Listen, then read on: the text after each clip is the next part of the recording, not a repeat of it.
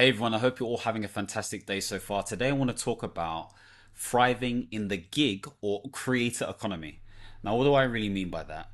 Well, the creator economy or the gig economy is essentially characterized by freelancers, independent consultants, contractors, basically people working independent of a permanent 9 to 5.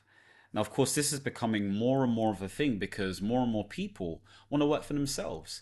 Now, whether that's a good or bad idea is a separate story, but there are so many different benefits to doing this. Number one, you could be working on something that you're truly passionate about.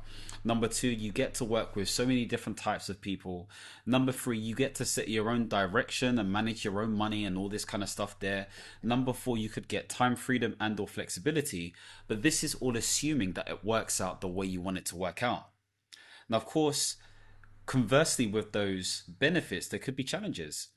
Some of those challenges being the fact that you've actually created another rat race. Okay, you may be working 24/7 on things that you don't want to do. At the beginning, it gets very, very lonely, and it's a situation where you feel very isolated. Number three, it may be difficult to start generating income. Okay, generating income for some of this stuff requires hard work, dedication, commitment, focus, all of these different things. And so, if you haven't got these things in place, then this whole gig economy or creator economy sort of like lifestyle that you're trying to get is simply going to be a myth. Okay. So, what are some of the things that we can do to ensure that we're in good position? Now, of course, if you were a contractor or aspiring contractor listening to some of my videos before, you would have heard me talk about the concept of having a specialized and generalized niche.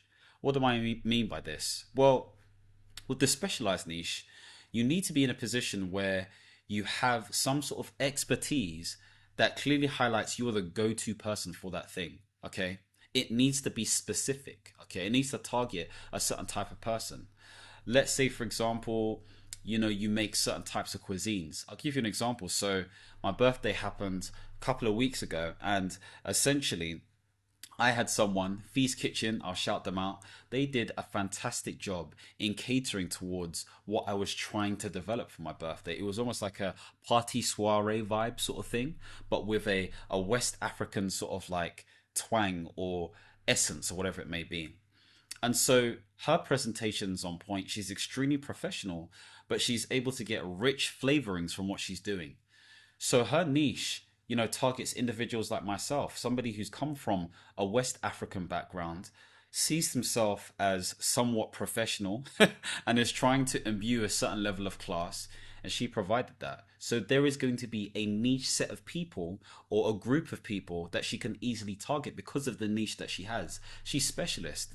If she was generalist, however, let's say in very difficult times, she could be very generalist and just do catering for all sorts of parties. Okay. Maybe she's just a caterer. Okay.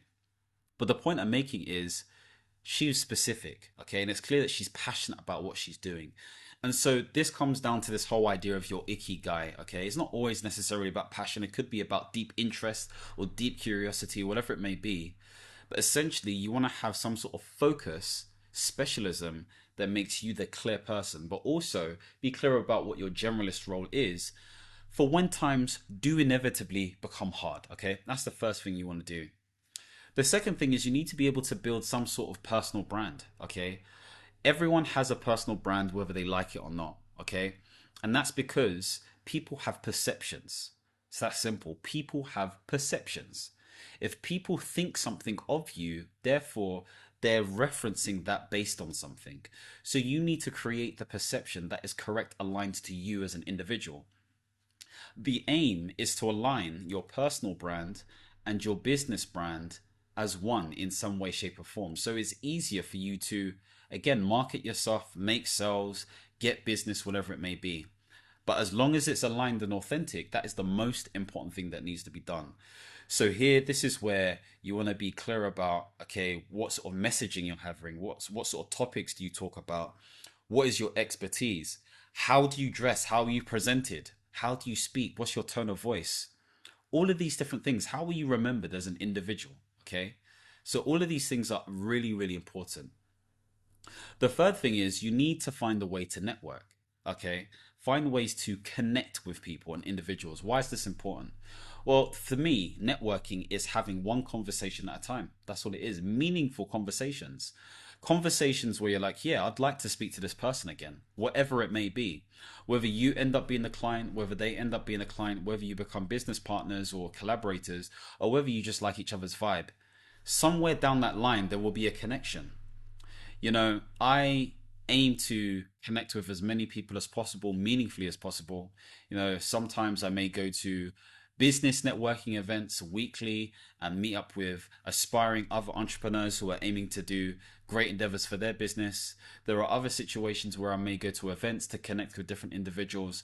I'll also connect with individuals online based on some of the stuff that I'm doing.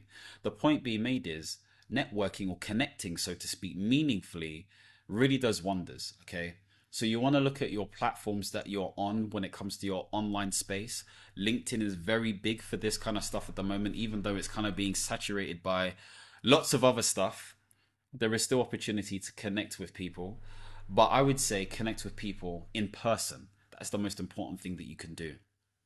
So think about ways in which you can connect with people. One great way to do this is to have coffee chats, okay?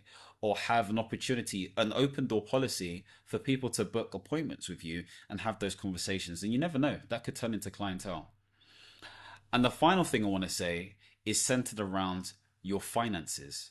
You need to have a strategy and plan for building your wealth and or managing your finances and protecting your finances.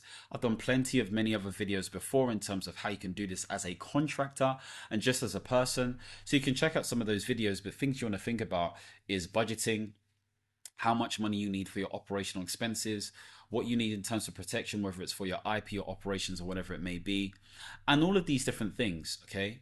So thinking about all of this stuff, you have to be in a position where you're able to confidently execute some of these strategies. Now, of course, the other thing that I think is really important for you is to start thinking about how can you utilize technology. Okay. Let's say, for example, you are a consultant or a coach, okay, and you have a specialism within, let's say, project management, specifically within healthcare. Okay, maybe it's for small, medium enterprises or whatever it may be. You want to be talking about some of the issues that these healthcare organizations, or should I say small, medium enterprises, these businesses are facing. Maybe you want to talk about some of the facts that integration is a big deal, okay? Or maybe you want to talk about some of the policy issues concerning the NHS, or maybe you want to talk about leadership within these different spaces. Whatever it may be, you need to be confidently talking about this stuff. So you may leverage something like ChatGPT to give you ideas and maybe even a content plan in order for you to start talking about this stuff regularly in platforms like LinkedIn, etc., etc. Of course, you need to find a way to get paid. People can do obviously transfers into your bank account, but of course you can use things like Stripe or PayPal to make these payments a bit more easier if you're doing things like B2C as an example. You also want to make sure that you're imbued with the right sort of like motivation, development, and understanding. So you may be using things like Audible, okay, to listen to stuff, or short form. So short form is something that I use, okay. And disclaimer here, I am a sponsor for short form, but essentially is a way for you to get summaries in terms of really good books that help you to digest information in a really, really succinct way. It also enables you to write notes succinctly and highlight things, and you're able to listen to the short form version via the app as well. So you can check it out. If you want to check it out for free for the first 2 weeks, then you can check out the link below.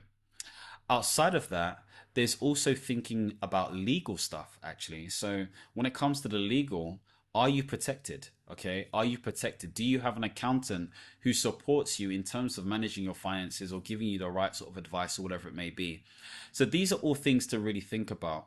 But I haven't really gone into too much detail in terms of all of this tech stuff because there's a lot of stuff that you may want to do. Let's say for example you set up a website. What does that look like? Do you use something like WordPress, or do you use something like Figma, in terms of creating the frame of the website and put it onto something else? There's so many things you can utilize. My advice is keep it as super simple as possible. Okay. You could just start off with your social media, let's say a LinkedIn. Make sure that profile is on point. You have a clean image, you have a clean header, you have a clear tagline, you have really clear and succinct experience. you may want to talk about, well, you should talk about your actual work experience. We'll also talk about your entrepreneurial experiences as well. You got recommendations from people who have actually worked with you or actually received your services. And if you've got no one who has done that for you, then you need to do work for free or for very cheap, preferably for free at the beginning because it's easier to do. But then you sit with that person for, let's say, 6 weeks to ensure that you've actually helped them solve a problem. Sometimes it's just a one-off coaching session or consulting session, and they may give you a testimonial or recommendation on LinkedIn after that. So LinkedIn is enough for you to get started in many ways, shapes, and form. Of course, you can do your marketing that way, where you post some sort of picture as well as text based on some sort of rhythm or cadence, 3 times a week, every day, whatever works for you. Okay. The point being made is there is a strategy towards this stuff, but this stuff is hard work. It's not a joke. It's not for the faint-hearted. So don't come in here thinking, yeah, in 3 months' time it's going to be bam, bam, bam, bam, bam. We're seeing a lot of people jump onto these platforms. They started 12 months ago, or they started during the pandemic, whatever it may be. It seems like they're high flying, and then sometimes they crash, or sometimes they just never get started. So you really want to be able to position yourself and be clear about what is the goal, but more specifically, what are the routines I need to do regularly in order for me to move forward? Now, if you decide to be a solopreneur, tech is going to be a very important thing for you. Integrations are going to be a very big thing for you. AI is going to be a very big thing for you. But even if you decide to develop a small team, let's say of virtual assistants or social media managers or people who can do your PR for you or reach out to people, you're still going to want to have some of that stuff as well.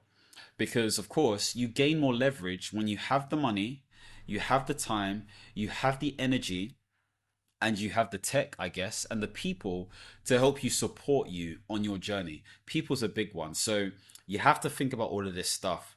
For any project managers out there who has a passion around a certain business or wants to, really go down a certain path, think of it like a project. It really does help, because when you have that work breakdown structure and you have that sort of schedule, or at least that plan, should I say, it makes it easier for you to manage in terms of bite-sized chunks. Okay. Now, of course, there have been many examples of people who have done this very well. For those of you who are on LinkedIn, you would have known of somebody called Justin Welsh. He's fantastic at what he does, and there's been many different copycats of him or inspirations from him or whatever it may be. There's Sahil Bloom and all these other people who have done some amazing stuff, really just educating individuals and talking about their experiences, primarily initially from their previous sort of like job, employment, and everything else, but slowly transitioning into helping people do the same. Okay. So this is all to say that there is opportunity out there. Okay. And you just have to be clear about what your strategy is and what you're trying to do moving forward. So hopefully this has given you some perspective, slightly different from my Tuesday contracting videos and everything else, but somewhat related as well. Now, of course, contracting does fit into that realm, okay? Especially if you're working outside of IR35, because in many ways you're being treated as a business, like I stated before, and you're not expected to be working to a hiring manager, but it's more performance focused, so to speak, like all of these other freelance roles. It just feels more official, so to speak, within a contracting space. So hopefully that's given you something to think about. If you want to see more videos tailored around life management and portfolio careers, don't forget to subscribe and hit the notification bell. And as always, my friends, understand, reach, and expand. Peace.